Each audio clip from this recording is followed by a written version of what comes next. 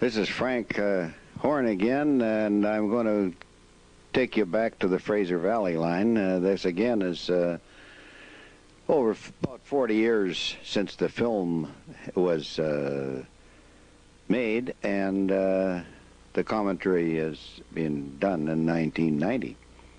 Now that's a typical consist of a Chilliwack line with a baggage car, express car on the head end, and one or two coaches behind. Here's a picture of Vic Sharman and his wife and family, and they're going to take the last trip. They're at Liverpool Road Station, which is right at Scott Road, where Scott Road crosses the Fraser Valley line now. And there's a sign there. We'll show you a close-up of it in a second, stating that the last trip on the Chilliwack line and the passenger service October 1st.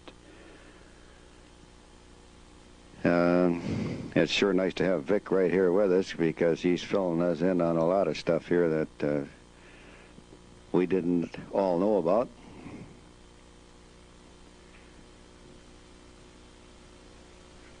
Pretty soon there's the train, all the last trip going up to Langley, and or the last trip to Chilliwack, and they meet at Langley, all decorated up for their ceremonies for the last trip. This is taken at Langley now. You'll see the train pulling into Langley for the ceremonies. He looks like he's coming from Chilliwack. Yes. He has comment on there. The two trains met at Langley, and then there was a ceremony with the officials and so on. The two trains touched noses, and I was there at the time. It was rather a sad occasion, I thought. Yeah, well, I'm going to give the mic to Vic here just for a second while this ceremonies are on. He'll be able to explain it to you better. Here's the train coming from Vancouver to the Langley station, headed by one of the Connaught cars, the 1309 10 11 series, and of course decorated up in the Ready Kilowatt. The two trains have now touched noses, and in that last picture, although we can't really see them, is Mr. Grauer, who was president of BC Electric at the time, and Ivor Neal, who had been appointed general manager of transportation. And so that was the closing ceremony. Now I think the picture is going to take us back to the Carroll Street station, where the baggage section would leave early in the morning, a few minutes ahead of the passenger section, to allow for the loading of mail and express at New Westminster. And then the passenger section, which is shown leaving now, would meet that section at New Westminster, where they would couple up and then run together as a single train through to Chilliwack. Well, Frank, you're the interurban motorman, so I think you should take over now and tell us where we're going. Well, thank you, Vic. It's very interesting to know you were at those last ceremonies. There's one of the Coolmans coming out with the round windows. We always said they look like an owl coming at you. They were a nice, comfortable car, though. Here's the baggage express car that's half an hour ahead of the passenger coach, coming down Commercial Drive, about 6th Avenue, just about to cross over the bridge at the Great Northern Cut, or which is the Burlington Northern now. There's the bridge with one of the Grandview streetcars crossing the Great Northern Bridge. Here comes the passenger section of the Chilliwack. He just highballs right through. He doesn't make any stops till he gets to New Westminster, and then he couples up with the baggage car. For many, many years they run 2- and 3-car trains, sometimes 4, but laterally the passenger travel was cut down, and they were only traveling with the express car and the one coach like they are on this scene. That's the Gladstone trestle. Coming into Nanaimo Road Station here, and that's Nanaimo Station on the SkyTrain now. That's the passenger section of the Chilliwack.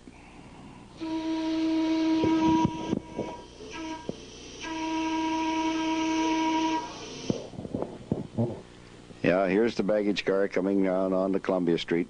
Going to head into Track 3 at New Westminster Depot. That building now is the Value Village. If you go in that building, you can still see the posts going through on the angle which divided the 3 tracks.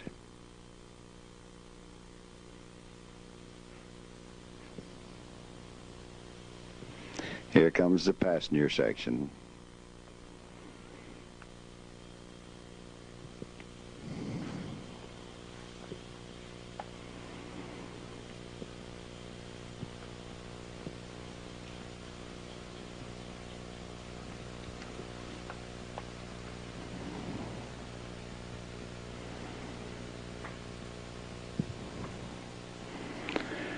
Here's a scene that you don't see too often. This is Friday morning market special coming in from Mount Lehman.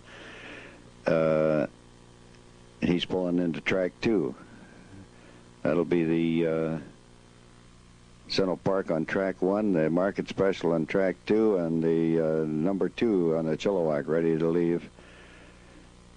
He's been loading the mail and baggage express.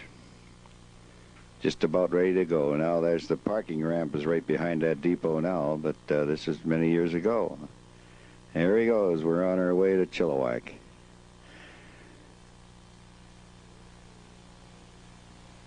Comes out and runs down Front Street. And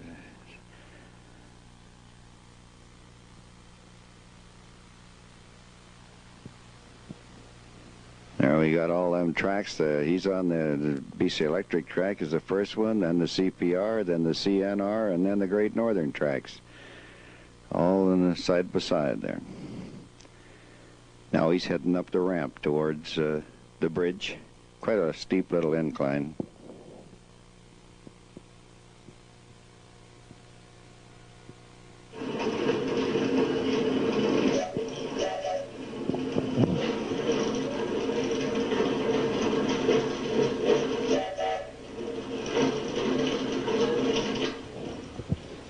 Yeah, we're right up on the Fraser River Bridge.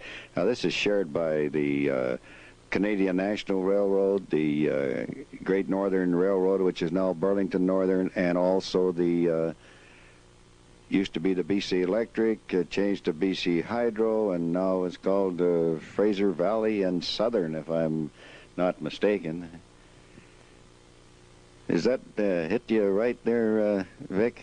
Yeah, the locomotives have Southern British Columbia on them, but I'm not sure what the full name of the new railroad is. It was acquired from BC Hydro. Yeah, the BC Hydro did sell it to some, it is a U.S. outfit that owns it now. There's the baggage car coming on the south end of the Fraser River Bridge. You'll notice the trestle goes into 3. BC Electric went straight ahead, the Great Northern went to the right, and the other one to the left, the CN. Now he's coming off the ramp, heading towards Liverpool Road Station, where we saw Vic and his wife getting on. That's the station just in the distance there. That was also known as shops because it apparently, when they first put the Chilliwack line in, they were going to put huge railroad shops there, but they never did materialize. Here we're coming around the bend to Old Yale Road, which is South Westminster Station. This is where the freight starts to grind when he's pulling a heavy train up here. That's quite a pull. It's about 3% grade up here.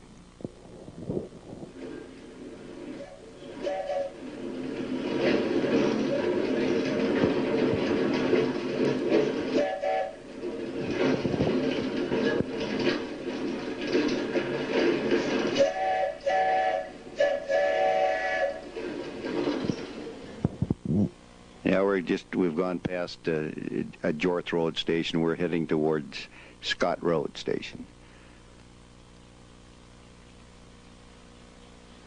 He crosses Scott Road twice within a mile or so here. This is the first crossing of Scott Road, and then he just dips into the municipality of Delta, North Delta, out of Surrey, just for a very short distance. As he goes around the bend, he's climbing up there, and he goes past 96th Avenue, crosses Scott Road for the second time, and comes to Kennedy Station. There's a big siding at Kennedy Station where the freight, if you had too many tons, you had to take the first cut up and put it in the siding and run back and get the tail end of the train and bring it up. Kennedy siding was at the top of the hill.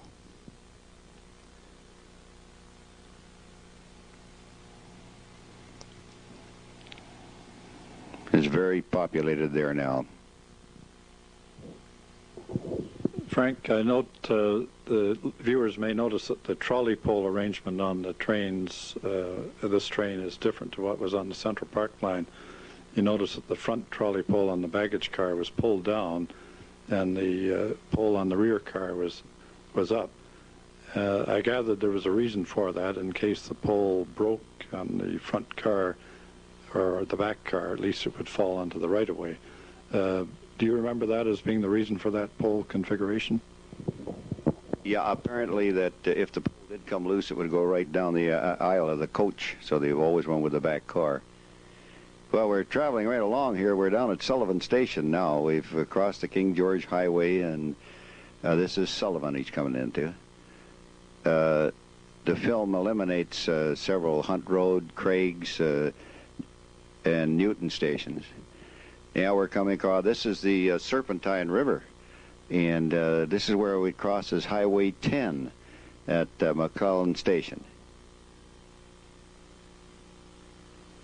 Now he's coming towards Cloverdale. That is the old Highway 99.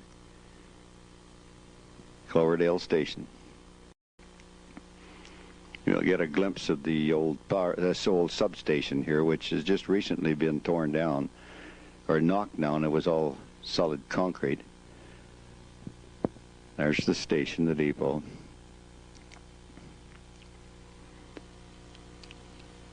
That's the grain elevator, and in the distance is the substation, that square roofed building. That with the ivy all over it, I don't know if there was just a short glimpse.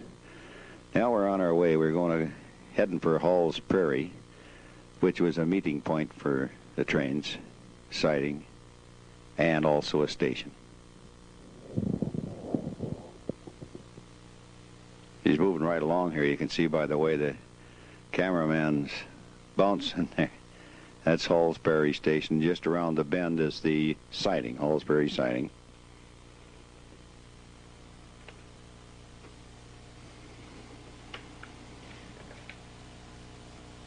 Now their brakeman's out there getting the switch to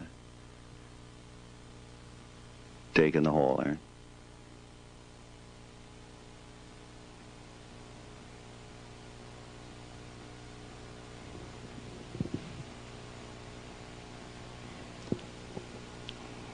Here comes the baggage cart. All lined up. He's on his way. That was the most common setup. 2 coaches on the back with a baggage car on the head end. That was number 2 left in the morning.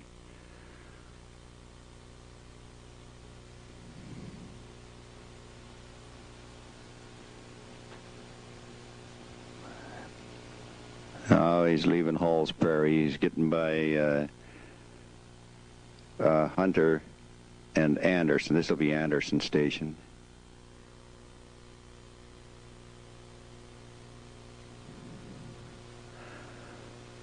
Now, just about Hunter is where the new bypass cuts off. The main line doesn't go through Langley Prairie anymore. Turns off and bypasses Langley about Hunter Station. That's Hunter coming up there. It veers off to the left of the main line now. There's Langley Station. He's coming into Langley.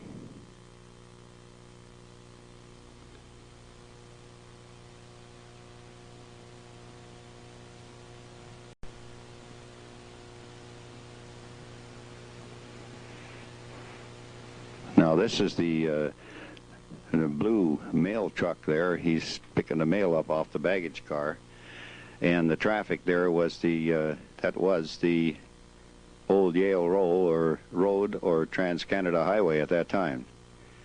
These are just shots around Langley, taken of all the newer buildings and to show what it looked like in those days, which it was a growing town, Langley.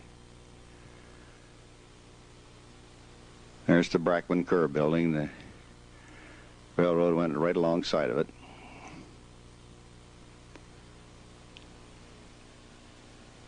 There's some more stores. Pretty modern little town for around the late 40s, early 50s.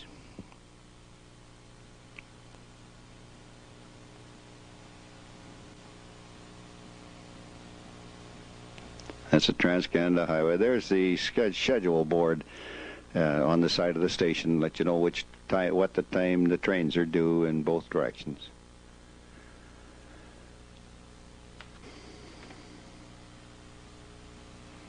There he goes. He's leaving Langley.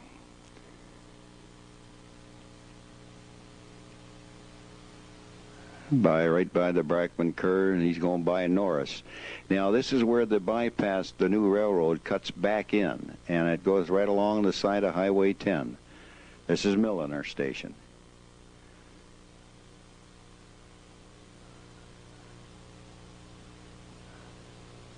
It's all pretty well perfectly flat right here, and he could get it rolling real good. Now, these pictures are obviously taken from an automobile going on Highway 10, right parallel to the track.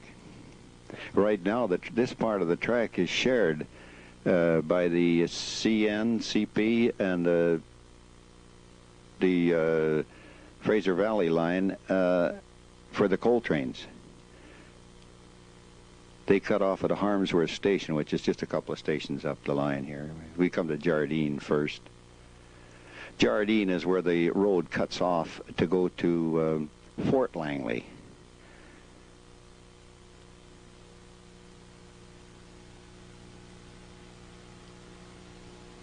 Here he's around on the bend. There's Jardine Station.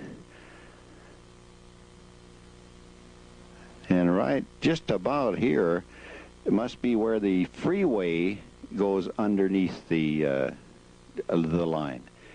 Now he's starting to climb a wee bit here. Not too bad yet. That he's coming around to Harmsworth, and at Harmsworth Station is where the coal line cuts off and goes over to the CN. That's Harmsworth there. Now we're starting up Sperling Hill. It's a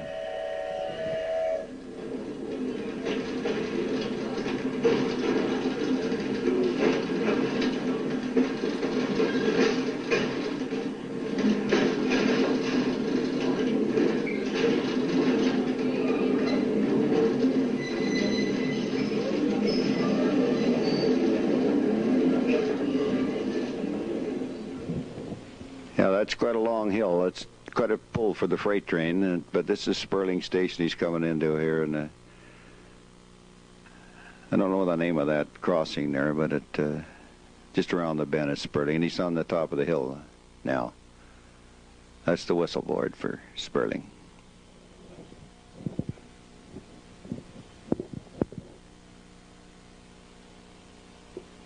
And he went whistling right by Sperling there, and he's coming to Warhope next. Yep, there's the whistle board. There, he's slowing down to pick that lady up at Warhope. The next station is kind of a little bit of a landmark. They're apparently leaving the old substation there at Coghlan.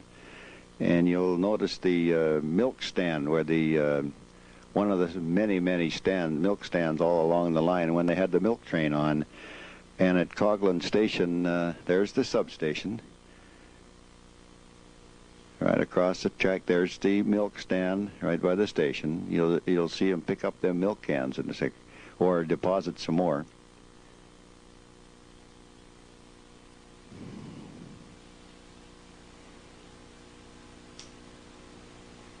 Yeah, he's depositing some more empty cans so that the farmer can fill them up and be ready for the milk train in the morning. There he goes. The next station is County Line, one of the few overpasses where the road goes over the track. And the fellow that was taking the film here, he was standing obviously up on top of the overpass looking down. That's County Line station there. And he reverses to the other side of the bridge to catch and going the other way. Now we get to Beaver River. Now Beaver River was mostly for a siding for the freight, but the passengers could alight. And if you look sharply just between the siding track and the main line, you'll see some ties spread out there. That was so that the passengers didn't have such a high step to get down. There's the milk stand. Here's the siding for Beaver River. You notice them ties in the middle of the track? That was the station platform. That little building on the side is just a phone booth. That wasn't a depot.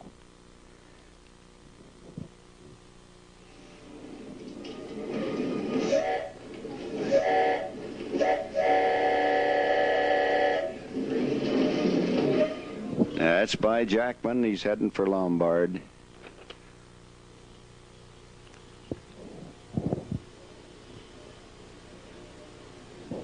There's Lombard Station.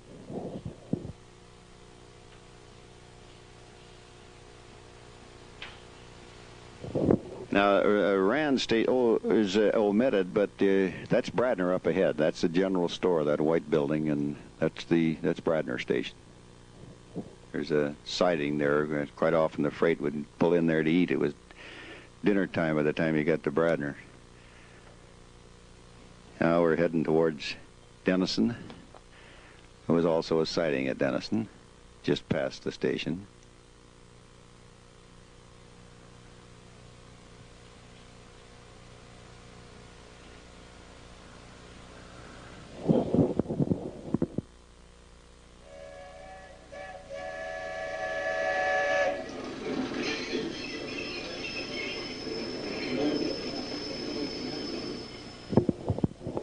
Now we're on our way to Mount Lehman. He drifts into Mount Lehman pretty quick. It's where she drops over and starts down the Mount Lehman hill. It's around this bend, and it'll be at Mount Lehman Station.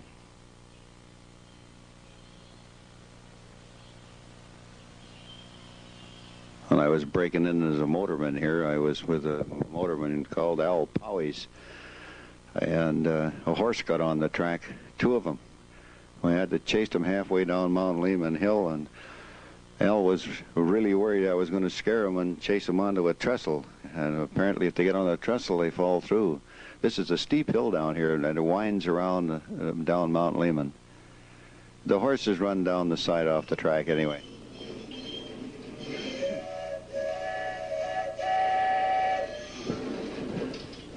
Yeah, I saw the milk stand there that we just passed. I don't know if we get a shot of that. Oh, no, we didn't hit that little trestle where the horses went down the ravine. This is coming right out onto Matsqui Prairie now. That's Gifford Station. Wow, we went by there in a hurry, didn't we? Now, there's Glover we're going by, and that way in the distance is Claiborne.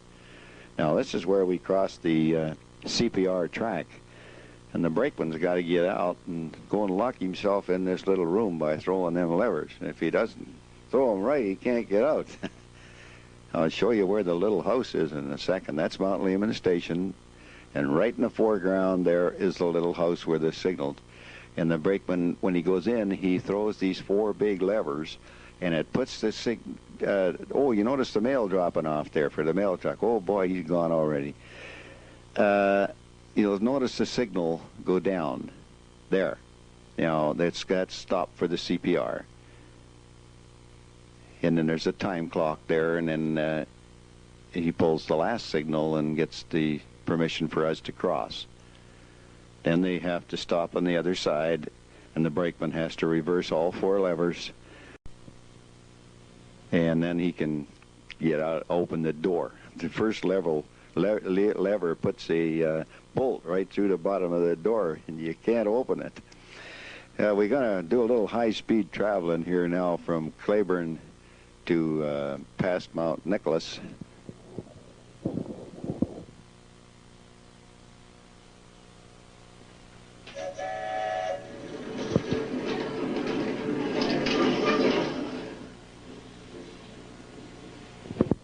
Yeah, I said Mount Nicholas. I don't know. It was St. Nicholas, a little station, very seldom used, but it was, both stations were a long ways apart here from Claiborne to Abbotsford.